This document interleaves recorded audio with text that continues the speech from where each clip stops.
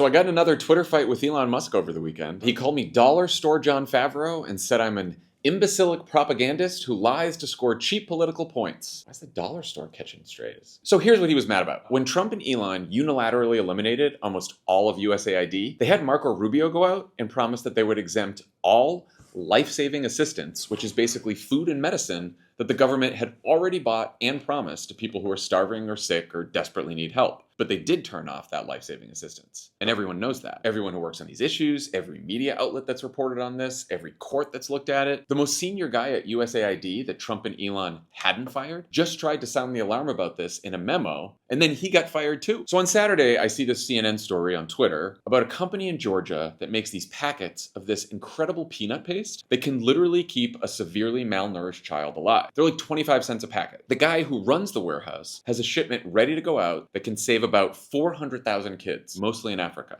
On each packet, it says, "From the American people, USAID." Doge tells the guy in Georgia that the government contract is canceled. Not future contracts, not the next contract, this contract. For $10 million that was already spent on packets of peanut paste just sitting in a Georgia warehouse. I pointed this out on Twitter, and that's when Elon told me I'm a dumb liar and the lesser Jon Favreau, which maybe I am. But he also said he'd, quote, investigate whether this is real or not and fix it if it is. 9 hours later, he replied that the contract had been restored last week and the peanut paste company in Rhode Island should receive payment this week. I told him that's great and all, but the CNN story was about a peanut paste company in Georgia. Apparently, Elon had canceled multiple contracts with multiple companies for life-saving food assistance. Finally, last night, the guy in Georgia told CNN that the contracts had just been reinstated a few minutes before he called them. Clearly some thorns and roses from this experience. Thank God the food will finally get to the people who need it, but why were these contracts canceled in the first place? Why did it take a full month to get it fixed? Elon responded again this morning to say that they had always intended to restart these contracts, and it was all just a brief pause. Sure,